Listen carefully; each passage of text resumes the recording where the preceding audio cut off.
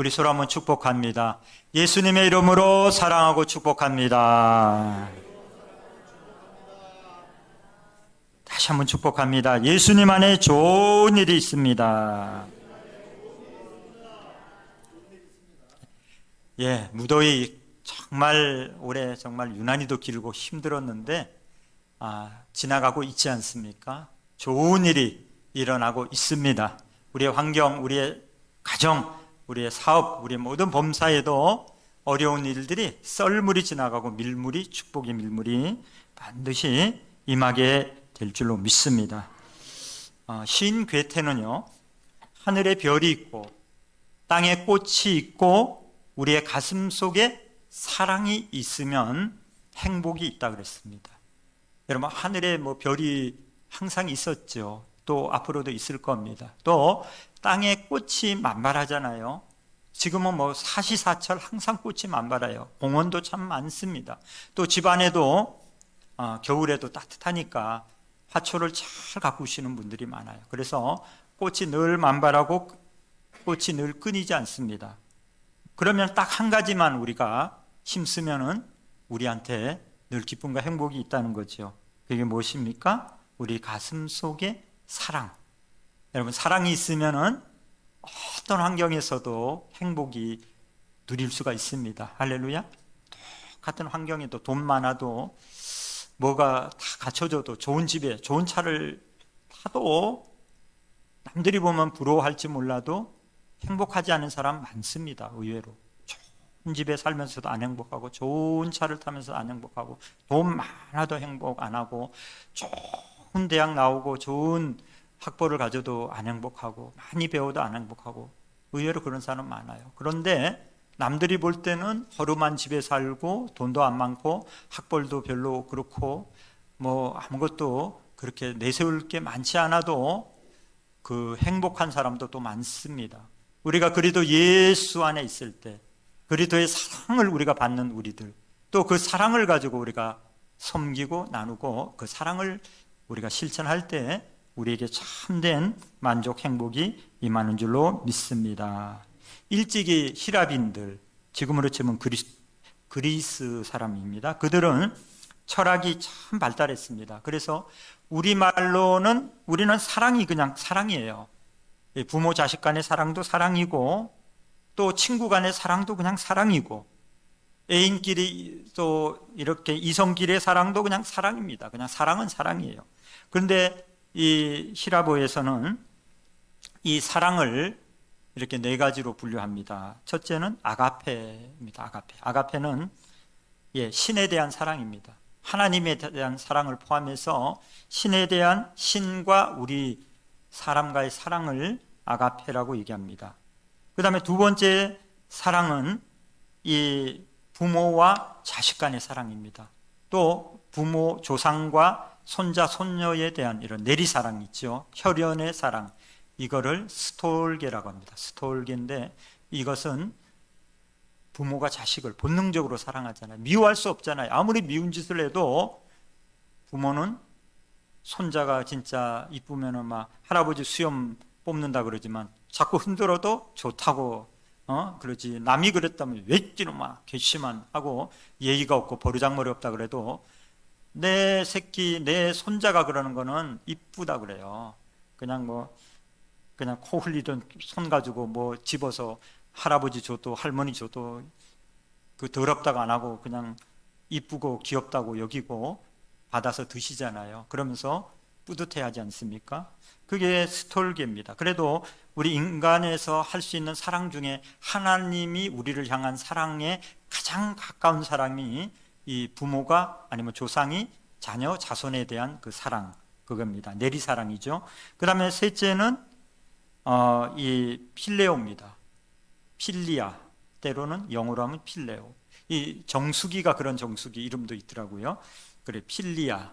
이것은요, 친구 간에, 또 스승과 제자 간에, 또 이렇게 동료 간에, 직장 동료 간에, 이웃 간에, 이 사랑이 필리아입니다. 그리고 이성 간의 사랑, 사랑하는 애인끼리, 이렇게 이성 간에 사랑하는 사랑을 에로스라고 얘기합니다. 그러면 이 사랑의 속성은 무엇입니까? 이 네 가지 사랑이 용어는 다르고 대상은 다를지라도 속성은 동일합니다. 첫째, 사랑이라는 것은 따뜻한 관심입니다. 따뜻한 관심. 우리 한번 따라합니다. 따뜻한 관심. 무관심은 사랑이 아닌 거죠. 사랑이라는 건 뭐예요? 따뜻한 마음으로 관심을 갖는 거예요. 먹었어, 굶었어. 이거 관심 갖는 거예요. 관심이 없는 건 사랑이 아니에요. 사랑할 때는요, 사귈 때는요, 정말 잘 살핍니다. 뭐 조금만 달라져도 오늘 입술, 립스틱 색깔이 바뀌었네. 금방 알아요. 금방 알아. 근데 결혼하고 나서 나중에 식어지면은 미장원 가서 파마해가지고 머리를 다 뒤집어 까고 와도 몰라요. 나 뭐 좀 달라진 거 없어? 아무리 봐도 없어. 아무리 봐도 몰라. 이 인간아, 내가 지금 머리 지금 파마하고 왔잖아. 어? 관심이 없으니까 도통 안 보입니다. 먹었는지 굶었는지 관심이 없어요. 얼굴이 반쪽이 돼도 몰라요. 남들은 와가지고 왜 어디 아파? 아니 왜 이렇게 얼굴이 반쪽이 됐어? 이러는데 몰라요. 관심이 없으니까. 먹었는지 굶었는지도 모릅니다. 헐벗었는지 입었는지 모릅니다. 사랑이 없으면 바로 옆에 있는 가장 소중한 가족마저도 관심이 없어지는 것입니다. 여러분, 따뜻한 사랑과 관심이 있을 때 우리가 행복을 얻는 것을 믿으시기 바랍니다. 관심을 갖는 것이 사랑입니다. 할렐루야. 우리가 참 예수님을 사랑하면 예수님에 대해서 관심을 많이 갖습니다. 어떻게 하면 예수님이 기뻐할까? 어떻게 하면 예수님 뜻대로 살까? 어떻게 하면 예수님을 잘 섬길까? 예수님에게 관심을 많이 갖게 될 줄로 믿습니다. 우리가 가족을 사랑하고 또 우리가 지체를 사랑하면 그 사람들에 대한 관심이 많아지게 되는 거예요. 할렐루야. 그래서 좀 우리가 서로 하나님에 대해서 또 교회에 대해서 우리 서로 지체에 대해서 우리가 관심을 갖는, 그래도 조그만 거라도 관심 가지고, 오, 장로님 오늘 넥타이가 멋지네요. 우리 권사님 오늘 스카프가 멋지네요. 오늘 머리 스타일이 상당히 이쁘네요. 오늘 신발 참 어울리네요. 오늘 옷이 참 멋지네요. 조금만 관심을 가지고 한마디 관심을 표해 주면은 어떻습니까? 행복해지는 거예요. 어려운 거 아니잖아요. 그 뭐 큰 희생이 필요한 게 아닙니다. 조그만 관심. 아우, 오늘 참 건강해 보이시네요. 아우, 뭐 요즘 참 좋으신가 봐요. 이렇게 조그만 관심 격려로 오늘 우리 장로님 대표기도 정말 멋지게 하셨네요. 아우, 은혜 받았습니다. 한마디 하는 게요, 얼마나 뿌듯하고 더 준비하게 되고 더 감사한지 몰라요. 목사한테는 제일 큰 칭찬이 뭔지 아세요? 뭐 목사가 은혜를 주는 건 아니지만은 통로는 되잖아요. 하나님 주시는 거지만 통로는 되잖아요. 목사님 오늘 말씀에 참 은혜 됐습니다. 오늘 참 말씀 좋았습니다. 한마디만 하면은 얼마나 행복하고 기쁘고 더 잘하려고 막 그냥 기를 쓰고 막 피곤한지도 모르고 막 그래요. 근데 막 이래 부정적인 얘기 나오면 막 쥐구멍에 들어가고 싶고 막 그냥 어디 그냥 진짜 막 몸둘 바를 모릅니다. 정말 힘듭니다. 그래서 우리가 작은 관심, 작은 사랑, 조그만 이렇게 한마디가 우리를 행복하게 만듭니다. 할렐루야. 조금씩만 우리 관심 가집시다. 그 다음에 둘째, 사랑은 강한 책임감으로 나타난다는 것입니다. 사랑한다는 것은 책임감이 있어야 돼. 사랑한다고 하면서 교제하다가 임신시켜놓고 달아나고 막 이런 사람들, 나쁜 사람들이 있죠. 그죠? 그거는 무책임한 사랑이 아닙니다. 또 결혼을 해놓고도 무책임해요. 집에다가 이렇게 생활비를 안 줍니다.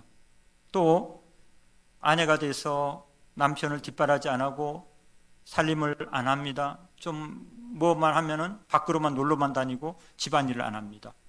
이러면은 사랑이 아니라는 거예요. 사랑이라는 건 뭐예요? 책임감이 있다는 겁니다. 직장생활 하다 보면, 사업하다 보면 얼마나 힘들고 어려운 일이 있잖아요. 정말 그만두고 싶고 출근하기 싫고 막 그런 일이 있어도 뭐예요? 책임감으로, 가족을 사랑하는 마음으로 참고 인내하고 이렇게 책임감을 다하는 거, 이게 사랑인 줄로 믿습니다. 우리가 때로는 봉사하고 섬기는 일들도요, 이게 책임감이에요. 어떨 적에는 내가 몸이 피곤하고 힘드니까 오늘 좀 쉬고 싶은 마음도 있고 또 안 하고 싶을 때도 있어요. 그럼에도 불구하고 우리가 사랑으로 책임감 있게 그 자리를 지키는 거예요. 할렐루야.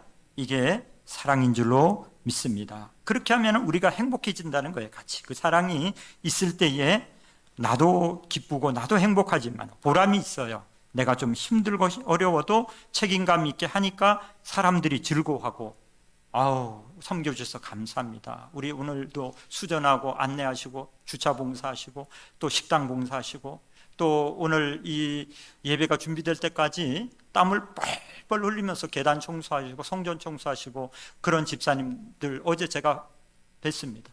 얼마나 수고하는지 너무나 고맙더라고요. 이런 분들의 헌신, 우리 성가대가 열심히 준비하고 이렇게 찬양해 주니까 얼마나 우리가 기쁘고 행복합니까? 이런 책임감이 있는 그런 섬김을 통해서 우리가 함께 사랑을 누리고 그리고 행복해지는 줄로 믿습니다. 끝으로 사랑한다는 것은 정성스러운 헌신의 태도를 갖는 것입니다. 어머니는 자식을 사랑하기 때문에 정성을 쏟고 땀을 흘리고 헌신적으로 행동을 합니다. 사랑은 자기 중심의 이기적인 그런 행동이 아닙니다. 상대방의 행복을 위해서 나의 정성을 바치고 노력을 다하고 심혈을 기울이는 거예요. 때로는 우리가 가정주부들은 그렇습니다. 나 혼자 있으면 가족들이 뭐 휴가 가고 나 혼자 있으면은 밥 해서 드십니까 안 드십니까? 예, 따뜻한 밥 잘 안 해 드시죠, 그죠? 그냥 남은 식은 밥 있으면 드시거나 아니면 라면 끓여 드시거나 아니면 때로는 그냥 건너뜁니다. 내 자신을 위해서는 그렇게 많은 걸 준비하고 그렇게 차려 먹고 뭐 그럴 마음이 없어요. 그냥 귀찮으면 대충 때우거나 안 먹어버리지. 그런데 가족을 위해서는 어때요? 내가 피곤하고 힘들고 어려워도 정성껏 책임을 다해서 희생하고 헌신합니다. 그래서 어려워도 빨래를 하고 어려워도 청소를 하고 가족을 위해서 정성껏 헌신하지 않습니까? 이런 헌신의 태도, 이게 사랑의 마음이라는 것입니다. 할렐루야. 우리가 이렇게 헌신할 때 사랑을 실천하게 되고 그 사랑을 누리게 되고 함께 행복을 찾아가게 된다는 겁니다. 그러므로 예수님께서도 우리를 위해서 그렇게 하셨잖아요. 우리를 관심을 가지시고 우리에게 죽기까지 책임을 다하셨고 우리를 위해서 정말 십자가상에서 모별을 당하시고 침을 뱉음을 당하시고 고통을 당하시고 물과 피를 다 뿌리시고 가시 면류관을 쓰시고 손과 발에 대못이 박히시고 옆구리에 창이 찔리셔서 심장이 터지셔서 죽기까지 그 자리를 내려오지 않고 하나님을 원망하지도 않고 내가 왜 아무 죄도 안 지었는데 인류의 죄 때문에 내가 하나님인데 왜 내가 달리 피하지 않으셨습니다. 기꺼이 희생하고 헌신하셨습니다. 왜요? 그래야지만 우리가 구원을 얻기 때문에, 사랑 때문에. 할렐루야.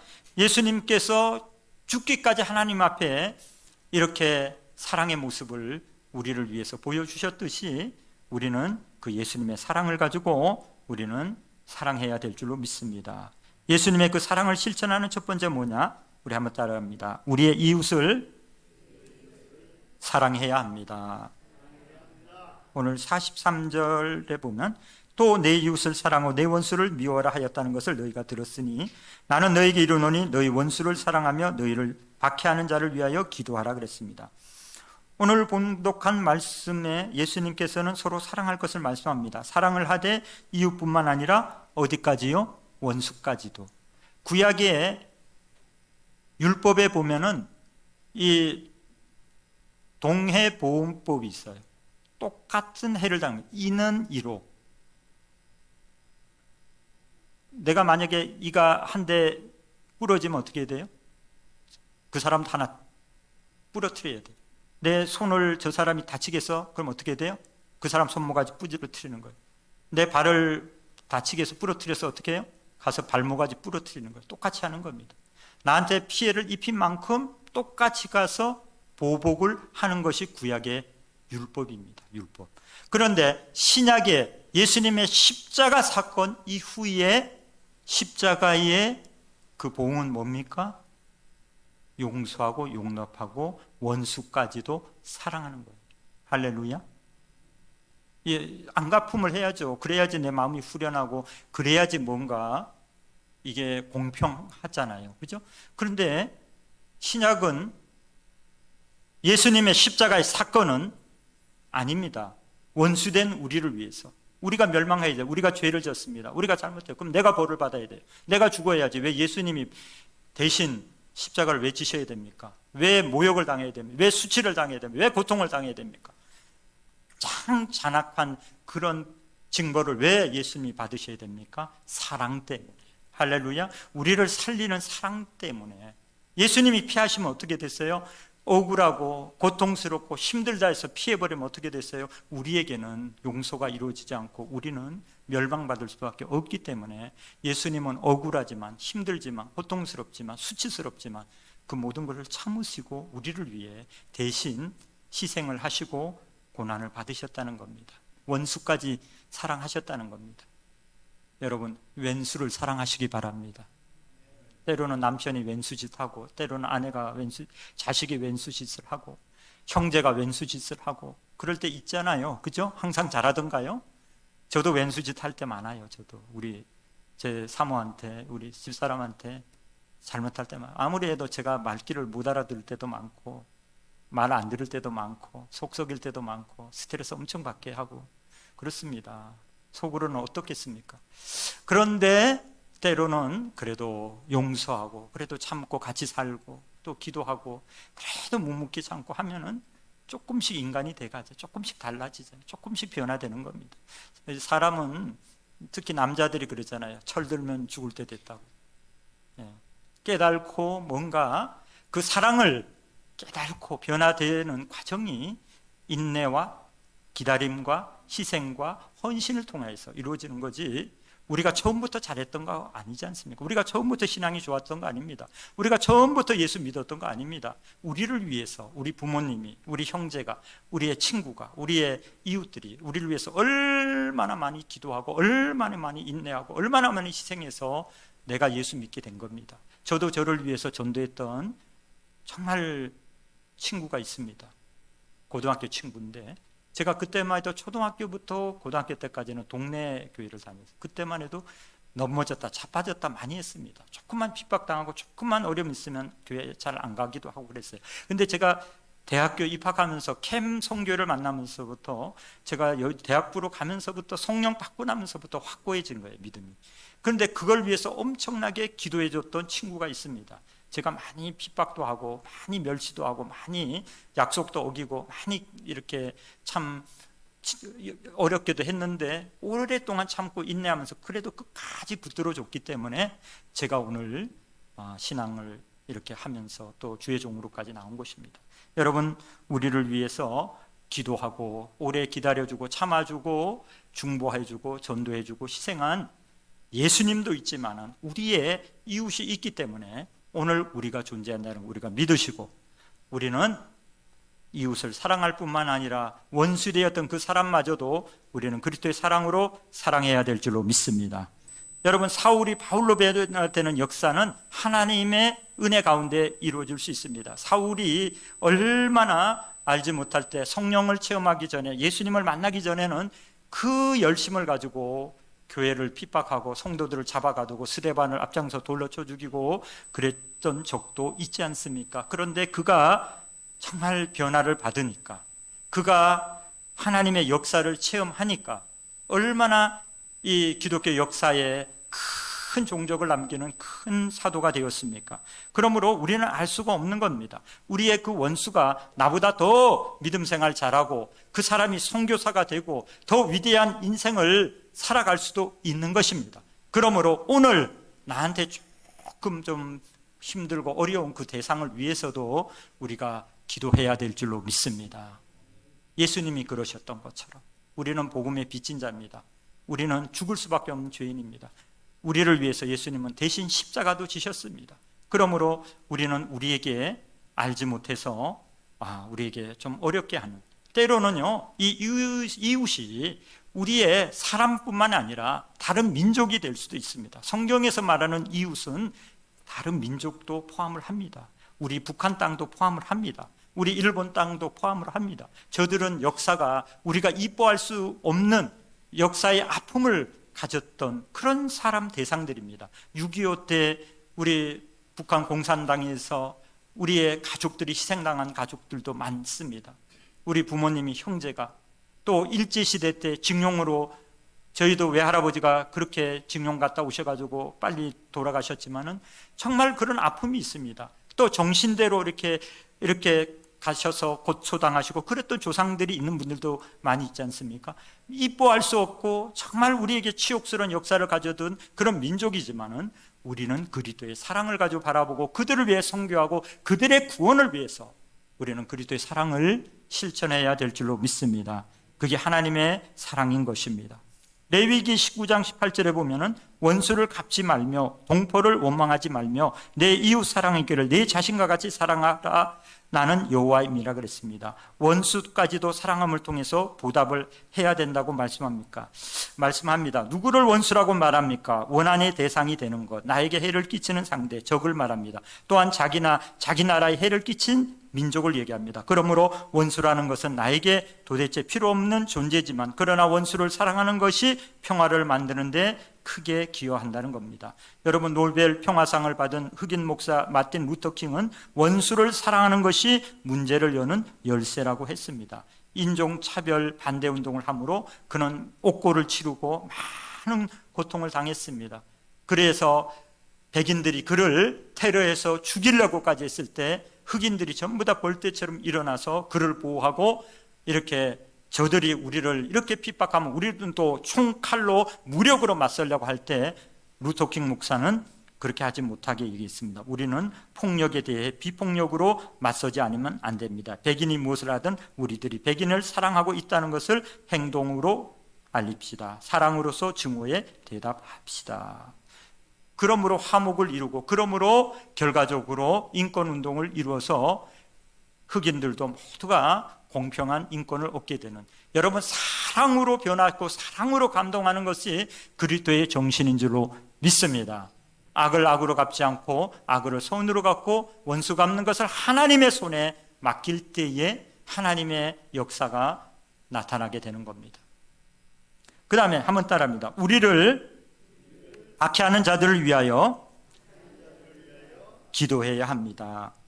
오늘 44절에 나는 너희에게 이르노니 너희 원수를 사랑하며 너희를 박해하는 자를 위하여 기도하라. 너희를 박해하는 자를 위해 기도하라고 말씀하고 있습니다. 말씀대로 우리에게 핍박을 가하고 고통을 주고 방해하는 사람들을 위해 기도해야 한다는 겁니다. 우리가 기도해야 할 것은 하나님께서 그들을 용서하실 것과 우리와 화평하게 지낼 수 있게 되기를 기도해야 한다는 것입니다. 하나님, 저들이 몰라서 그러니 저들의 죄를 용서하여 주옵소서. 누구의 기도입니까? 예수님의 기도예요. 자기를 못 박는 로마 군병 수많은, 못 박으라, 옆구리에 창 찔러라, 수많은 군중들이 외치는 그 외침, 빌라도는 무력하게 떠밀려가지고 어쩔 수 없이 끌려가는 그 원망스러운 대상들을 향해서 하나님, 저들이 몰라서 그러니까 저들을 용서해달라고, 오히려 저들의 죄를 사해달라고, 그렇게 저들을 위해서 기도할 수 있는 기도.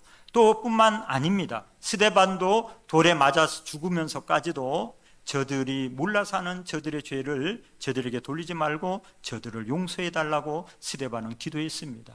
그게 믿음의 사람이요 믿음의 기도인 줄로 믿습니다. 여러분, 그거 쉽지 않습니다. 자기에게 잘하는 사람에게 은혜를 갚는 것도 쉽지 않은데, 배은망덕 한 사람도 많은데, 자기에게 잘못하고 심지어 자기를 죽이는 사람, 자기한테 돈 띄어먹고 자기한테 뭔가 폭력을 행사하고 폭언을 하고 아니면은 없는 말 지어내가지고 막 이렇게 해가지고 자기를 곤란하게 하고 그러면은 막 그냥 잠을 못 자고 화가 나고 시험 들고 이럴 수 있는데, 자기를 죽이는 자, 그 자를 위해서 용서하고 구원을 위해 기도한다는 거, 이거 정말 위대한 하나님의 사랑이 아니고는, 하나님의 사랑이 아니고는 인간적인 마음으로는 용서하고 축복할 수가 없는 기도인 겁니다. 그런데 예수님이 그랬고 스데반이 그랬습니다. 성경은, 신약은 우리에게 원수까지도 사랑할 것을 말씀합니다. 왜요? 우리는 죽을 수밖에 없는 죄인인데 예수님께서 십자가상에서 그렇게 우리를 사랑하셔서 우리를 위해 중보하시고 우리를 위해서 물과 피를 뿌리시고 희생당하시고 죽으심으로 우리에게 이 사랑의 빚을 지게 하였기 때문에, 여러분, 예수님이 아무 죄도 없는 하나님 본질 되시는 그분이 우리를 위해 희생하셨습니다. 그런 은혜를, 그런 축복을 받은 우리가 작은 것을 용서를 못한다면 우리가 하나님의 사랑을 받은 자가 아니라는 거죠. 그러니까 성경에 나와 있지 않습니까? 진짜 1만 달란트를 탕감받은 자, 100데나리온을 만약에 그것을 용서하지 못한다면 어떻게 하겠습니까? 예를 들면 한 1000억을 탕감받은 사람이 10만 원 빚진 자를 잡아다가 감옥에 집어넣습니다. 자기는 1000억을 탕감받아 일생 갚아도 못한 그 은혜를 입었습니다. 그래, 부도 맞아야 되는데 그 사람이 그냥 딱한 사정 알고 그냥 다 해서 살려줬습니다. 그랬더니 자기한테 10만 원 안 갚은 사람 멱살 잡고, 이놈아 갚아라. 너 안 갚아? 따라와. 너 경찰서에다 깜빵에다 쳐넣어버리는 겁니다. 이와 같다는 거죠. 우리는 엄청난 은혜와 축복을 누린 사람으로서 작은 이웃들의 그 부족함들을 우리는 용서하고 사랑으로 덮어야 된다는 것입니다. 성교의 개척자인 프렌드릭 프레스는 하나님의 성품과 같이 순전한 마음을 가졌던 그런 사람입니다. 그의 인생 목표는 죄로 죽어가는 사람들을 찾아 구세주의 복음을 전하는 것이었습니다. 한 번은 그가 전도 집회에 참석하기 위해 남미의 베네수엘라로 갔습니다. 그런데 집회장 뒷좌석에 청소년 불량배 한 패거리가 계속 모여 웅성거리며 낄낄거리고 웃으며 집회장을 소란하게 하고 예배를 방해합니다. 뿐만 아니라 그들이 뒷자리에 장의자에 앉아가지고 칼을 가지고 장의자에 다 구멍을 뚫어놓고 다 칼로 막 그냥 난도질을 해놨습니다. 집회가 끝나고 그곳에 있던 선교사님들이 분노를 했습니다. 어떻게 할까요? 이들을 전부 다 잡아다가 경찰에 신고해가지고 다 보상을 받고 저들을 깜빵에 집어넣어 버릴까요? 이렇게 했더니 프렌드릭이 얘기합니다. 아닙니다. 걸상이 얼마나 구멍이 많이 났는지 한번 알아봅시다. 그리고 하나님께서 거기에 있는 구멍의 개수만큼 많은 영혼들이 구원받게 해달라고 기도합시다. 할렐루야. 이게 위대한 하나님의 사랑인 줄로 믿습니다. 그들은 깜빵에 보낼 수 있습니다. 보상을 받을 수가 있습니다. 그들은 두려웠을 것입니다. 나중에 깜빵에 갈까봐. 그런데 나중에 소식을 들었을 때 그들이 얼마나 감동을 받았겠습니까? 그들은 양심의 가책을 받았겠습니까? 그들은 주님의 그 사랑 안에 녹아질 줄로 믿습니다. 원수 갚지 않고 사랑으로 용서하고 오히려 선대하면 어때요? 영혼을 얻는 역사가 나타나게 될 줄로 믿습니다. 로마서 12장 14절에 너희를 박해하는 자를 축복하라. 축복하고 저주하지 말라 그랬습니다. 우리를 핍박하는 사람들이 얼마나 많이 있습니까? 우리가 선을 행하고 주의 복음을 전파할 때 악을 행하고 방해하는 사람이 있지만 그 사람들을 위해 기도할 때 반드시 하나님 그 기도를 응답해 주실 줄 믿습니다.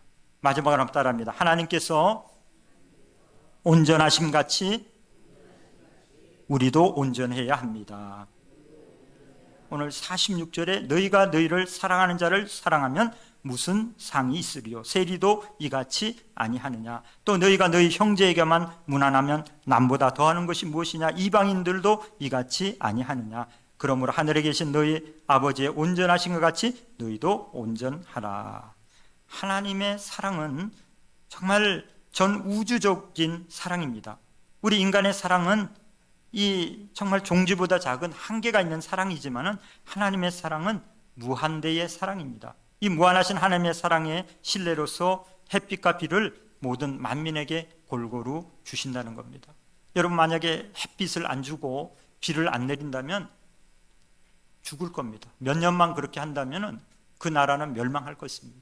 그런데 하나님은 불의한 민족도, 우상 숭배하는 민족도, 못된 나라들도, 못되게 하는 나라들도 해를 비춰주시고 비를 주십니다. 하나님이 내리시고 하나님이 주시는 거 아니에요? 하나님의 이거를 일반적인 은혜라고 합니다. 여러분, 우리가 자녀들 키워보면 그렇지만 자녀가 여럿이면은 개중에 공부도 잘하고 효도도 잘하고 심부름도 잘하고 부모 마음에 기쁨을 주는 자녀도 있지만은 때로는 속 썩이는 자녀도 있어요. 공부도 안 하고 나쁜 애들이랑 어울려가지고 매일 경찰서에 불려다니고 부모 얼굴에 참 먹칠하고 아무리 말을 해도 대들고 막 함부로 하고 예의 없고 막 이러면은 얼마나 속상하고 힘이 듭니까? 그럴 때 형제끼리는 뭐라 그래요? 내쫓아버리라고. 우리 집에 저런 사람 필요 없다고 내쫓아버리라 그래요. 형제끼리는. 똑똑하고 공부 잘하고 잘난 자식은 그렇게 속 썩이는 우리 집의 망신이니까 내쫓아버리라 그럽니다. 그런데 부모의 마음은 어떻습니까? 그 말 듣고 진짜 내쫓아버립니까? 아닙니다. 아픈 손가락, 연약한 그에 더 불쌍하고 장애가 있든지 뭐가 좀 부족하든지 병들었든지 뭘 제대로 못하든지 하면은 더 많은 관심과 사랑을 쏟습니다. 오히려 거기에. 그러면 시샘하잖아요. 왜 나는 안 안아주고, 왜 나는 안 품어주고, 왜 나는 관심 안 가져주고 저렇게 못난 자식만 더 챙기냐고. 그렇습니다. 잘난 자식이 용돈 갖다 주면요, 그 용돈 다 모아놨다가 어디 가는지 아세요? 못난 자식 갖다 줍니다. 그걸 알면은 잘난 자식이 뭐라 그래요? 왜 그러냐고 화를 냅니다. 이렇게 할 거면 안 줄 거라고 그럽니다. 제발 그러지 마세요. 먹고 쓰지. 그런 쓸데없는 자식한테 주지 마세요. 그렇습니다. 율법입니다. 그러나 부모의 사랑은 뭡니까? 은혜입니다. 하나님의 사랑의 근사치입니다. 여러분, 그런 하나님의 사랑을 우리 가운데 하나님이 부어주시는 줄로 믿습니다. 여러분, 그 자식이 변화받습니다. 그 사랑 안에 감동을 받습니다. 그 사랑으로 변화가 되는 것입니다. 여러분, 하나님이 왜 악인에게도 해를 비춰주시고 왜 비를 주십니까? 그들도 변화받을 것이기 때문에, 그들도 언젠가는 변화받을 것을 기다리고 기대시며 그들을 위해 기도하시는 겁니다. 자식을 못 버리잖아요. 자식이 언젠가는 철들 거야. 언젠가는 사람 무시를 할 거야. 언젠가는 깨달을 거야. 지금은 몰라서 잘못해서 그라 할지라도 깨달으면 달라질 거야. 이 사랑이지 않습니까? 율법이 아니지 않습니까? 분명히 잘못됐고 잘못하고 있고 정말 지금 봐가지고는 뭐 잘 될 것 같지 않지만은 사랑의 마음을 가지고 품으니까 좋은 가능성이 보이는 거고, 기다려주는 거고, 덮어주는 거고, 인내하는 거고, 결과는 하나님의 큰 은혜를 입고 사울이 바울로 변화받는 그런 역사가 임하는 줄로 믿습니다. 시편 23편에 보면 다윗 왕은 자기를 끝까지 핍박하고 괴롭혔던 사울 왕을 통해서 하나님의 섭리와 뜻을 깨닫고 이렇게 고백합니다. 시편 23편 5절에 주께서 내 원수의 목전에서 내게 상을 차려주시고 기름을 내 머리에 부으셨으니 내 잔이 넘치나이다. 여러분, 하나님이 하신다는 거예요. 하나님이. 얼마나 멋있습니까? 하나님이. 내 원수가 나를 괴롭게 하고 나를 끊임없이 억울하게 해요. 근데 내가 직접 손을 대서 원수를 안 갚는데 하나님이 그 원수 앞에서 나를 높여주셔버리는 거예요. 나를 높여주셔요. 그럼 원수 갚을 이유가 어디 있습니까? 내가 확 올라가면 저기는 찌그러져 버립니까? 여러분, 이런 축복을 누리시기를 예수 이름으로 축원합니다. 여러분, 다윗은 그렇게 성전을 지으려고 모든 준비를 다 했는데 성전을 못 짓잖아요. 왜 그랬습니까? 그가 피를 많이 흘려서, 손에 피를 많이 묻혀가지고 피 묻힌 손으로 성전을 짓지 못하게 했습니다. 여러분, 참 안타깝잖아요. 그러니까 피 묻힐 일들은 우리가 하지 않아도 됩니다. 축복받고 정말 하나님께 맡기면 돼요. 그러면 하나님이 알아서 원수의 목전에서 상을 베푸셔서 하나님이 월등하게 우리를 축복해서 높여주시면 그같이 좋은 게 어디 있습니까? 그러면 그가 회개하고 언젠가는 돌아오지 않겠습니까? 로마서 12장 19절을 보면은 내 사랑하는 자들아 너희가 친히 원수를 갚지 말고 하나님의 진노하심에 맡기라. 기록되었을 때 원수 갚는 것이 내게 있으니 내가 갚으리라. 주께서 말씀하시니라. 내 원수가 줄이거든 먹이고 목마르거든 마시게 하라. 그리함으로 내가 숯불을 그 머리에 쌓아 놓으리라. 악에게 지지 말고 선으로 악을 이기라. 자꾸 선대하면은 그 사람도 양심의 가책을 받고 더 괴롭습니다. 여러분, 악을 행하면 그 사람한테 똑같이 해야 되는데 그래야지 좀 싸울 맛이 나는데 악하게 하는데 계속 선대해요. 계속 좋게 해요. 계속 그러니까 싸움이 안 되는 거예요. 한쪽이. 부부 싸움도 같이 맞서니까 싸우는 거지, 한쪽은 계속 막 악하게 막 소리 지르고 막 이렇게 나가는데 한쪽에서 부드럽게 사랑으로 더 잘해주고 막 이러면 싸움이 안 돼버리는 거예요. 그러면 나중에는 해봤자 어차피 싸움이 안 되니까 부딪히지 않는 겁니다. 한쪽이 강하면은 한쪽이 쿠션을 가지고 다 흡수를 해버리면 어떻습니까? 싸움이 안 되고 화목이 이루어집니다. 여러분, 우리는 하나님의 이 사랑을 가지고 우리가 원수까지 사랑하시기를 바랍니다. 독일의 시인 실러는 사랑의 빛이 없는 인생은 무가치하다고 했습니다. 여러분, 사랑의 빚진 자들, 우리가 하나님의 사랑을 빚진 자로 우리는 이 사랑을 가지고 수많은 사람들에게 이 사랑을 실천하고 나가는 저와 여러분이 다 되실 줄로 믿습니다. 성 아우구스티누스는 계명으로는 하나님에 대한 사랑이 먼저지만 행위에 있어서는 이웃에 대한 사랑이 먼저다고 그랬습니다. 이게 무슨 말입니까? 10계명을 보면 1계명부터 4계명이 하나님을 사랑하는 것이고 5계명부터 10계명까지가 이웃을 사랑하는 것인데, 사실 순서는 십자가가 수직과 수평이에요. 먼저 수직이고 수평인데 실천하는 측면에 있어서는 이웃 사랑을 먼저 해야 된다는 거예요. 눈앞에 굶주리고 있고 눈앞에 지금 죽어가고 있는데 그 사람부터 살려야지 뭐 따질 거 없다는 거예요. 먼저 우리가 이웃을 사랑하는 게 하나님에 대한 사랑이라는 겁니다. 할렐루야. 우리가 이웃을 먼저 돌아봅시다. 굶주리고 있으면 따지지 말고 먹이고요, 병원비 없어 죽어가면은 따지지 말고 먼저 살려놓고 보고 정말 먼저 그 영혼을 살리는 일에 우리가 앞서야 됩니다. 요한일서 4장 10절에 사랑은 여기 있으니 우리가 하나님을 사랑한 것이 아니요 하나님이 우리를 사랑하사 우리 죄를 속하기 위해 화목제물로 그 아들을 보내셨습니다. 사랑하는 자들아, 하나님이 이같이 우리를 사랑하셨지 우리도 서로 사랑하는 것이 마땅하도다 그랬습니다. 마지막으로 이 예화 하나 드리고 마치겠습니다. 레오나르도 다빈치는 역사상의 가장 훌륭한 그런 화가였습니다. 그가 최후의 만찬에 이 그림을 그려서 아주 불후의 명작을 만들었습니다. 그런데 그가 12제자들을 예수님과 함께 그릴 때에 제일 먼저 가룟 유다를 그렸는데, 그 가룟 유다의 얼굴은 누구였냐면 자기와 심하게 싸웠던 가장 왼수 같은 가장 미운 그런 화가였습니다. 그래서 그 사람의 얼굴을 연상하면서 가룟 유다를 그렸더니 얼마나 험상궂고 완전히 그냥 마귀적인 모습이 나왔습니다. 그 다음에 예수님의 얼굴을 그리려고 그랬는데요, 도대체 안 그려지는 거예요. 내 양심에 꺼리고 너무나 이 분노와 이것으로 가득하니까 안 그려지는 겁니다. 그는 회개하고 그 얼굴을 싹 지웠어요. 가룟 유다의 얼굴을. 그리고 나서 다시 기도하면서 자기가 가장 미워하던 그 화가의 모습을 연상하면서 예수님의 얼굴을 그렸는데 지금 가장 온화하고 온유하고 아름다운 예수님의 모습이 되었다는 겁니다.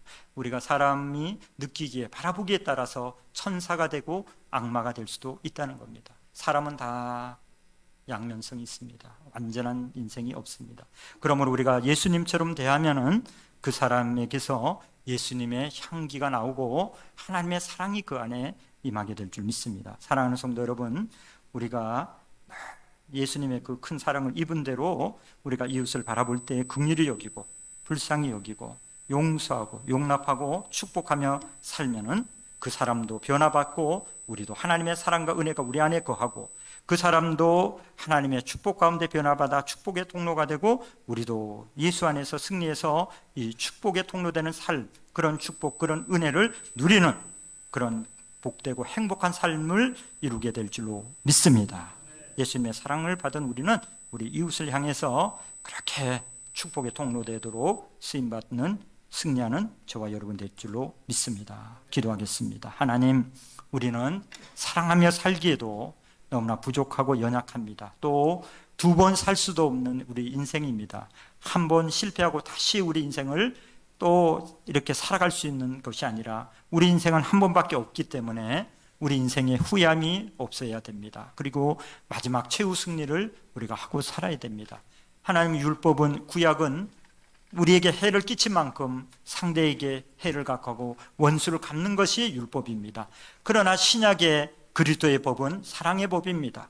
비록 이웃이 우리에게 어떻게 했든지 설령 우리에게 피해를 입히고 상처를 주고 고통을 주고 아픔을 준다 할지라도 그리스도의 사랑을 가지고 위하여 사랑을 베풀고 용서하고 용납하고 축복하며 나갈 때에 우리도 하나님의 은혜를, 하나님의 사랑을, 우리가 기도가 막히지 않고 하나님의 그 축복을 우리가 누릴 수 있고 또 이 축복을 우리가 계속 끊임없이 흘릴 수 있는 그런 복을 누리며 살게 되고 그 영혼도 마음의 양심의 가책을 얻고 머리 위에 숯불이 더해지는 것처럼 정말 괴롭고 고통스러워서 회개하고 주님 앞에 나오는 역사가 임할 줄로 믿습니다. 우리 모두가 다 그리스도의 사랑을 빚진 자로 이 사랑을 가지고 우리가 긍휼히 여기고 사랑하며 섬기며 살아갈 수 있는, 오래 참고 인내하는 그 예수님의 사랑으로 우리가 사랑하며 섬기며 살 수 있도록 인도하여 주옵소서. 예수님의 이름으로 간절히 기도합나이다. 아멘. 우리 말씀을 생각하면서 우리 한 1, 2분간만 잠시 한번 기도하기를 원합니다. 우리의 혹시 마음 가운데 우리가 사랑해야 될 대상들이 기억나면은 그 사람을 축복하면서 기도하기를 원합니다. 그러면 우리의 기도가 열리고 우리 마음이 평안하고 기쁘고 우리가 행복을 얻을 수가 있습니다. 그러므로 우리 주여 삼창하시고 우리의 가족을, 우리 자녀들을, 우리 이웃들을, 또 심지어 우리 가운데 좀 어렵게 하고 나에게 고통을 주는 그 사람까지도 우리가 한번 축복하며 또 하나님의 사랑을 구하면서 기도하기를 원합니다.